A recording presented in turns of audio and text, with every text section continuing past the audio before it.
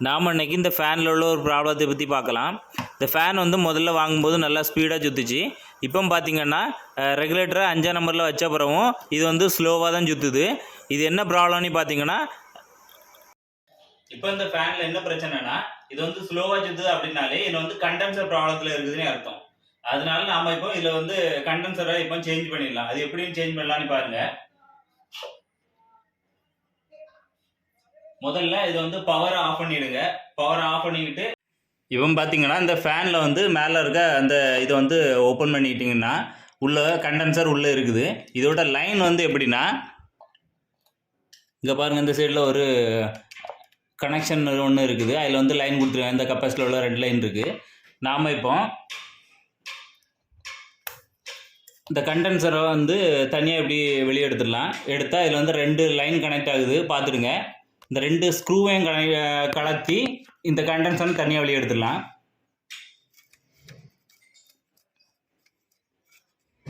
பார்த்துடுங்க, ஒரு லைன் வந்து மஞ்சள் கலர்லேயும் ஒரு லைன் வந்து கருப்பு கலர்லையும் கனெக்ட் பண்ணியிருக்காங்க.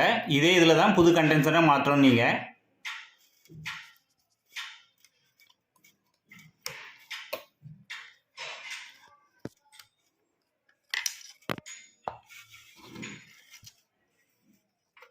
பார்த்தீங்கன்னா இந்த லைனை 2யும் கலத்தியாச்சு. இப்போ பழைய கண்டென்சர் இப்போ ஓடிட்டு இருந்ததுனால இந்த கப்பாசிட்டருக்குள்ளே கொஞ்சம் பவர் வோல்டேஜ் வந்து இருக்கும். அதனால் இந்த 2ஐயும் வந்து லைட்டாக ஷார்ட் பண்ணி பார்த்துருங்க.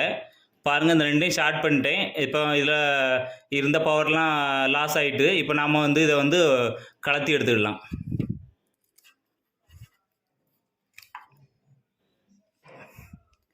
பாருங்கள், இந்த கண்டென்சரை நான் இப்போ வெளியே எடுத்துட்டேன். இதுக்கு பதிலாக பார்த்தீங்கன்னா இந்த புது கண்டென்சரை வந்து இதில் நான் இப்போ மாட்ட போகிறேன். பாருங்கள், இந்த புது கண்டென்சரை இப்போ நான் இதில் மாட்ட போகிறேன்.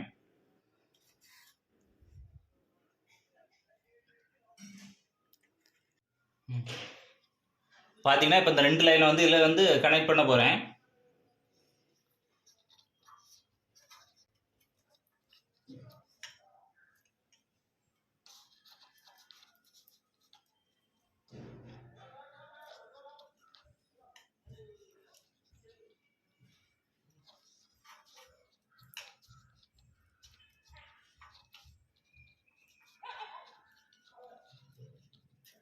பாருங்கள், நம்ம இப்போ கனெக்ட் பண்ணியாச்சு.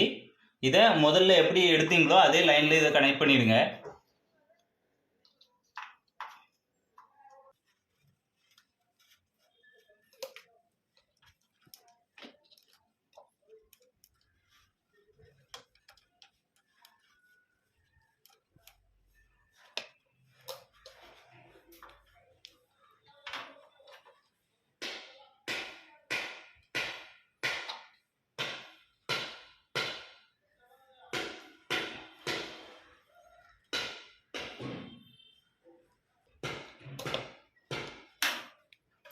பார்த்தீங்கன்னா இப்போ கப்பாசிட்டர் வந்து மாட்டியாச்சு.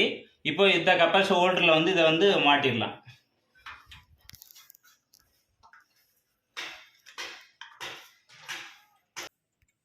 பார்த்துருங்க, இப்போ கப்பாசிட்டர் ஹோல்டரில் வந்து இதை மாட்டிட்டேன். இப்போ இதோட மேலே இருக்க இதை வந்து கரெக்டாக மாட்டி விட்ருங்க. இப்போ இதை வந்து ஆன் பண்ணி பார்த்துடலாம். பார்த்துருங்க, இப்போ ரெகுலேட்டர் வந்து ஃபுல் ஸ்பீடில் வச்சுருக்கேன். இப்போ ஃபேனை வந்து ஆன் பண்ணிடலாம்.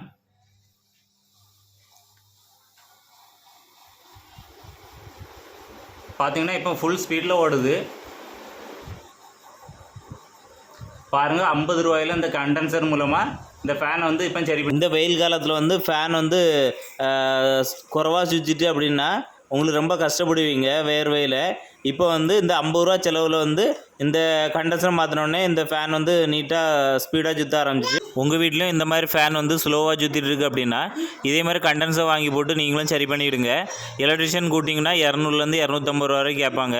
அதை நீங்களே சுலபமாக சரி பண்ணிடலாம்.